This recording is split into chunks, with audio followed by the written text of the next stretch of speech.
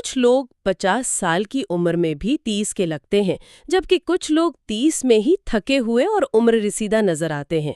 ये सिर्फ ज़ाहिरी बात नहीं, हम सब ने ये महसूस किया है। सवाल ये है कि ऐसा क्यों है? आज हमारे ज़राए हमें उम्र रसीदगी के अमल की गहराई में ले जा रहे हैं।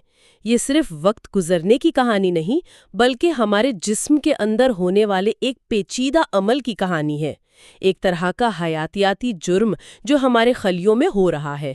आज हम उन मुजरमों की निशानदेही करेंगे जो हमारे खलियों में छुपे हैं, और उन जासूसों से भी मिलेंगे जो उन्हें पकड़ सकते हैं। बिल्कुल।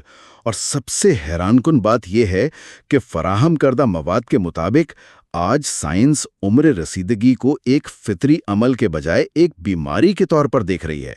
एक ऐसी बीमारी जिसे न सिर्फ सुस्त किया जा सकता है, बल्कि कुछ हालात में उसे रोका और शायद पलटा भी जा सकता है। ये समझना जरूरी है कि ये कोई एक चीज नहीं है, बल्कि कई छोटे छोटे हमलों का नतीजा है जो वक्त के साथ साथ हमारे जिस्म को कमजोर करते हैं। ठीक है, तो आइए इसकी तह तक पहुंचते हैं। अगर ये एक जुर्म है, तो इसके पीछे मुहर्रिकात क्या हैं? वो कौन सी बुनियादी वजूहात हैं जो इस अमल को शुरू करती हैं? देखें, जराए के मुताबिक 3 बड़े मुहर्रिकात हैं। पहला है ऑक्सीडेटिव स्ट्रेस। इसे आसान लफ्जों में जिस्म के अंदर जंग लगने का अमल समझें।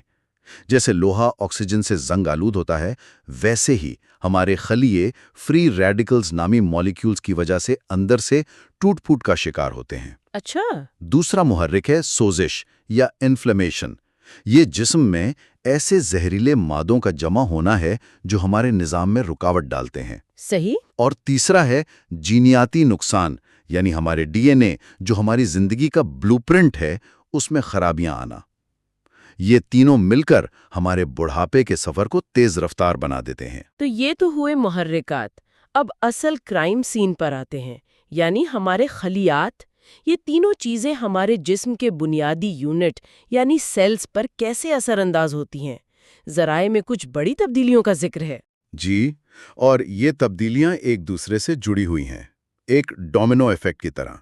पहली और शायद सबसे बुनियादी तब्दीली है माइटोकॉन्ड्रियल डिसफंक्शन।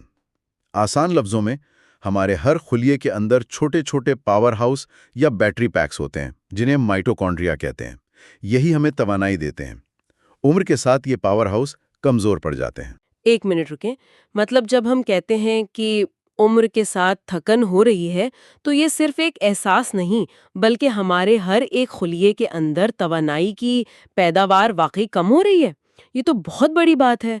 इसका मतलब है कि पूरा सिस्टम ही सुस्त पड़ रहा है। बिल्कुल यही बात है। जब बैटरी लो होगी तो पूरा सिस्टम सुस्त पड़ जाएगा। और इसका सबसे ज्यादा असर दिमाग जैसे आज़ा पर होता है, जिन्हें सबसे ज्यादा तवानाई चाहिए। यही वजह है कि उम्र के साथ याददाश्त और तवज्जो में कमी आती है। अब सोचें, जब पावर हाउस फेल होगा तो क्या होगा? खुलिये के पास अपने अंदर सफाई करने और मरम्मत करने की तवानाई नहीं रहेगी। ये हमें दूसरी तब्दीली पर लाता है, जिसे प्रोटीन होमियोस्टेसिस में खलल कहते हैं आता है। हमारे खुलियों में हर वक्त पुराने और खराब प्रोटीन बनते रहते हैं, जिन्हें साफ करना जरूरी होता है। अच्छा। जब तवानाई नहीं होती तो ये कचरा यानी खराब प्रोटीन जमा होना शुरू हो जाते हैं, और जब कचरा जमा होता है तो वो मसाइल पैदा करता है। और ये मसाइल हमें तीसरी तब्दीली की तरफ ले जाते हैं, है ना? Cellular senescence. जी, जब खुलियों में बहुत ज्यादा कचरा और नुकसान जमा हो जाता है तो उन्हें मर जाना चाहिए, ताकि नए और सेहतमंद खुलिये उनकी जगह ले सकें। लेकिन कुछ खुलिये मरते नहीं हैं।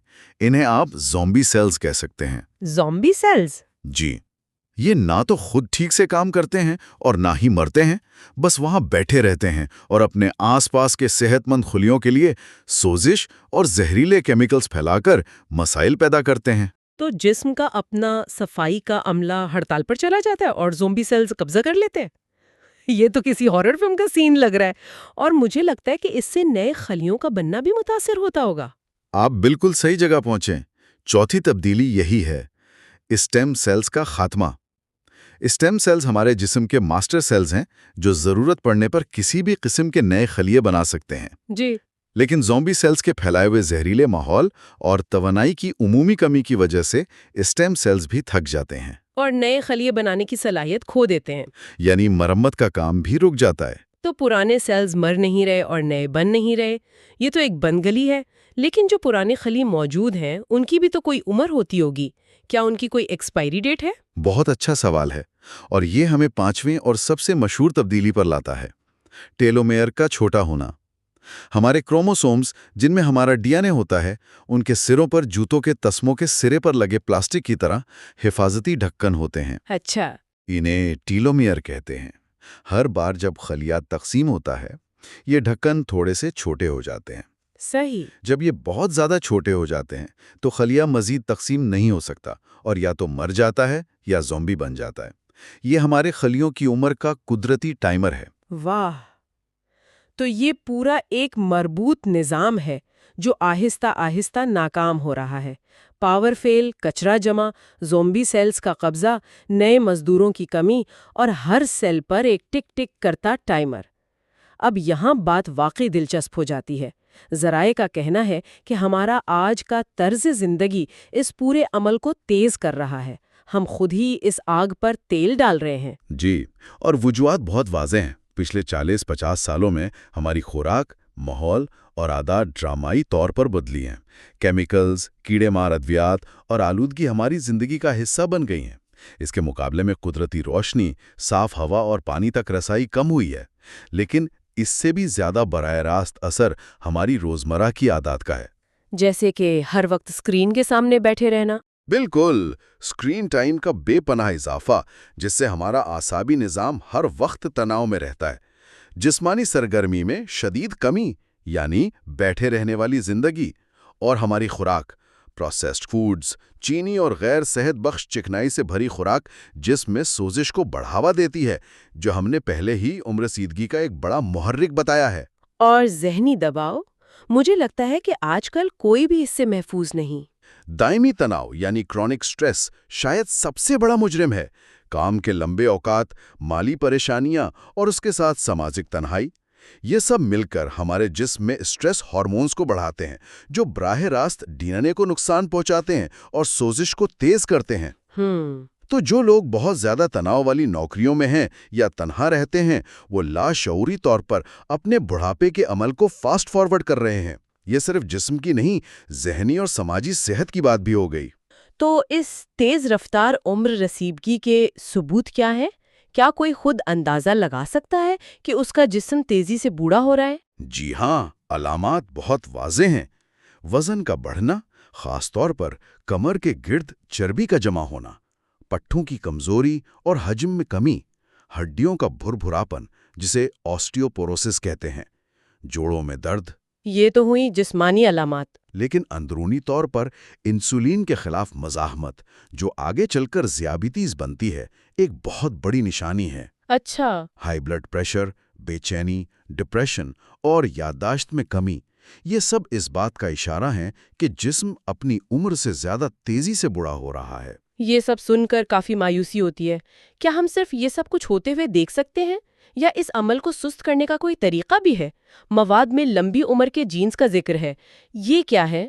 کیا ہمارے اندر ہی اس کا کوئی حل موجود ہے؟ یہی اس ساری بحث کا سب سے دلچسپ اور امید افزا حصہ ہے۔ ہمارے جسم میں جینز کا ایک خاص خاندان ہے جسے سرٹوئنز کہا جاتا ہے۔ آپ انہیں جسم کی اندرونی ایلیٹ ڈیٹیکٹیو اسکواڈ سمجھ سکتے ہیں۔ Detective squad?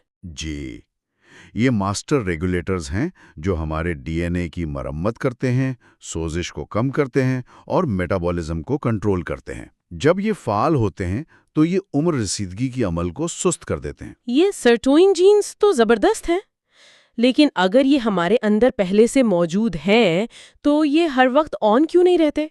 انہیں کسی خاص چیز کی ضرورت کیوں پڑتی ہے؟ بہت اہم سوال ہے۔ ان جاسوسوں کو اپنا کام کرنے کے لیے ایندھن کی ضرورت ہوتی ہے، اور وہ ایندھن ایک مالیکیول ہے جس کا نام ہے NAD+، یعنی NAD+۔ NAD+۔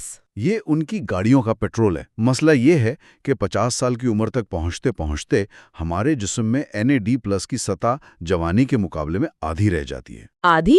جی، جب ایندھن نہیں ہوتا تو جاسوسوں کی گاڑیاں کھڑی رہتی ہیں اور جسم میں مجرم یعنی ٹوٹ پھوٹ کا عمل آزادانہ گھومتا ہے۔ عمر رسیدگی کا عمل تیز ہو جاتا ہے۔ تو حل یہ ہے کہ کسی طرح ان سرٹوئن جینز کو دوبارہ فعال کیا جائے یا ان کو ایندھن فراہم کیا جائے۔ مواد میں اس کے کیا طریقے بتائے گئے ہیں؟ ذرائع میں کئی سائنسی طور پر ثابت شدہ طریقے بتائے گئے ہیں۔ سب سے پہلے طرز زندگی میں تبدیلیاں ہیں، جیسے کیلوری کو محدود کرنا۔ آپ نے روزے کا ذکر کیا، اس کے پیچھے سائنس کیا ہے؟ کیا تھوڑا سا بھوکا رہنا واقعی ہمارے لمبی عمر کے جینز کو جگا دیتا ہے؟ یہ کام کیسے کرتا ہے؟ جب ہم روزہ رکھتے ہیں یا کم کھاتے ہیں تو ہمارا جسم اسے ایک ہلکے سے خطرے کے طور پر دیکھتا ہے۔ یہ ایک طرح کا بقا کا موڈ، ہاں، یعنی سروائیول موڈ آن کرتا ہے۔ صحیح۔ اچھا، اس حالت میں جسم غیر ضروری کاموں پر توانائی خرچ کرنے کے بجائے اپنی مرمت اور حفاظت پر توجہ دیتا ہے، اور یہ کام سرٹوئنز کو فعال کر کے کیا جاتا ہے۔ اسی طرح باقاعدہ ورزش بھی جسم پر ایک مثبت قسم کا دباؤ ڈالتی ہے جو ان جینز کو متحرک کرتا ہے۔ اور خوراک کے ذریعے بھی کچھ کیا جا سکتا ہے؟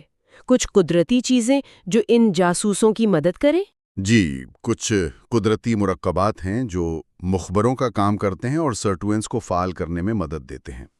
مثلاً ریسویراٹرول جو سرخ انگوروں میں پایا جاتا ہے، کرکومن جو ہلدی کا اہم جزو ہے، اور EGCG جو سبز چائے میں ہوتا ہے۔ صحیح۔ یہ تمام چیزیں سرٹوئنز کو متحرک کرنے میں مددگار ثابت ہوتی ہیں۔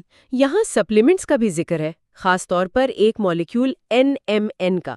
یہ کیا چیز ہے؟ ذرائع کے مطابق NMN یعنی نکوٹینامائڈ مونو نیوکلیوٹائڈ ایک ایسا مالیکیول ہے جو جسم میں جا کر براہ راست NAD+ میں تبدیل ہو جاتا ہے۔ مطلب براہ راست ایندھن میں؟ جی بالکل، یعنی سرٹوئنز کے ایندھن میں۔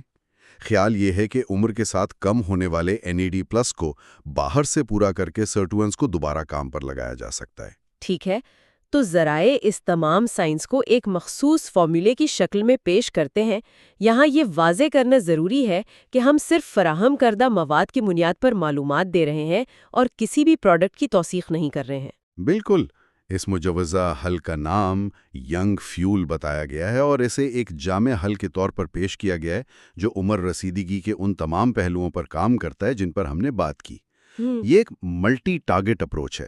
اچھا، تو اس میں کیا کیا شامل ہے؟ کیا یہ ان تمام مسائل کو حل کرنے کی کوشش کرتا ہے جن کا ہم نے ذکر کیا؟ جی، اس کے اجزاء کو اسی طرح ڈیزائن کیا گیا ہے۔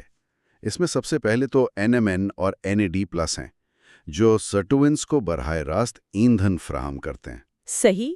پھر اس میں ایک اینٹی آکسیڈنٹ مرکب ہے جو آکسیڈیٹو سٹریس یعنی جسم میں لگنے والے زنگ سے لڑتا ہے۔ ٹیلومیئرز کے لیے جو ہمارے کروموزومز کے حفاظتی ڈھکن ہیں، اومیگا فیٹی ایسڈ شامل کیے گئے جو ان کی لمبائی برقرار رکھنے میں مدد کرتے ہیں۔ اور آخر میں اینٹی انفلیمیٹری مرکبات ہیں جو جسم میں سوزش کو کم کرتے ہیں۔ یعنی یہ ان تمام بنیادی مجرموں کو ایک ساتھ نشانہ بناتا ہے۔ یہ NNMN سپلیمنٹ والی بات تھوڑی too good to be true نہیں لگتی؟ مطلب کیا ہم اپنی ساری بری عادتیں جاری رکھیں اور بس ایک گولی کھا لیں اور سب ٹھیک ہو جائے گا؟ ذرائع میں اس کے ممکنہ منفی پہلوؤں یا حدود کا بھی ذکر ہے؟ یہ ایک بہت اہم نقطہ ہے۔ ذرائع اسے جادو کی گولی کے طور پر پیش نہیں کرتے بلکہ ایک مددگار کے طور پر۔ اس کی تائید میں کئی حالیہ مطالعات کا حوالہ دیا گیا ہے جن میں یہ پایا گیا ہے کہ NMN سپلیمنٹیشن سے جسم میں NAD+ کی سطح بڑھتی ہے۔ ہارورڈ یونیورسٹی کے ایک مشہور سائنسدان ڈیوڈ سنکلیئر اس شعبے میں بہت تحقیق کر رہے ہیں۔ اوہ، اچھا۔ ان کی کہانی بڑی دلچسپ ہے۔ وہ خود اپنی تحقیق کو اپنی زندگی میں اپلائی کرتے ہیں۔ وہ NMN لیتے ہیں، روزہ رکھتے ہیں۔ ان کا دعویٰ ہے کہ ان کی حیاتیاتی عمر ان کی اصل عمر سے 20 سال کم ہے۔ 20 سال؟ جی، اب اس میں مارکیٹنگ کتنی ہے اور سائنس کتنی، یہ ایک بحث ہے، لیکن یہ اس شعبے میں موجود جذبے کو ضرور دکھاتا ہے۔ لیکن کوئی بھی تحقیق یہ نہیں کہتی کہ یہ صحت مند طرز زندگی کا متبادل ہے۔ تو خلاصہ یہ ہے کہ فراہم کردہ مواد کے مطابق عمر رسیدگی صرف کیلنڈر پر تاریخوں کا بدلنا نہیں، یہ ایک پیچیدہ حیاتیاتی عمل ہے جس پر ہمارے جینز، ہمارا ماحول اور سب سے بڑھ کر ہمارا طرز زندگی گہرا اثر ڈالتا ہے۔ یہ ایک جنگ ہے جو ہمارے خلیوں کے اندر لڑی جا رہی ہے۔ اور مرکزی خیال یہ ہے کہ ہم اس جنگ میں غیر فعال تماشائی نہیں ہیں۔ ہمارے جسم میں ہی دفاعی نظام یعنی سرٹوئنز موجود ہیں۔ انہیں فعال رکھ کر، چاہے وہ طرز زندگی کے ذریعے ہو، خوراک کے ذریعے یا جدید سائنس کی مدد سے، ہم ممکنہ طور پر اس عمل پر قابو پا سکتے ہیں اور ایک صحت مند اور طویل زندگی گزار سکتے ہیں۔ یہ اپنی حیاتیات کو سمجھ کر اسے بہتر بنانے کی کوشش ہے۔ اس ساری گفتگو کے بعد ایک سوچ طلب سوال ذہن میں آتا ہے۔ یہ مواد اندرونی طور پر سپلیمنٹس کے ذریعے مسئلے کو حل کرنے پر کافی زور دیتا ہے۔ اس سے یہ سوال پیدا ہوتا ہے کہ اگر ہم اپنی خلوی عمر رسیدگی کو ہیک کر سکتے ہیں تو پھر ان بیرونی عوامل جیسے غیر صحت بخش خوراک، بیٹھے رہنے کی عادت اور دائمی تناؤ کو منظم کرنے کی ہماری کیا ذمہ داری رہ جاتی ہے، جنہوں نے شروع میں اس عمل کو تیز کیا تھا؟ کیا ایک گولی واقعی ایک صحت مند اور متوازن زندگی کا متبادل ہو سکتی ہے؟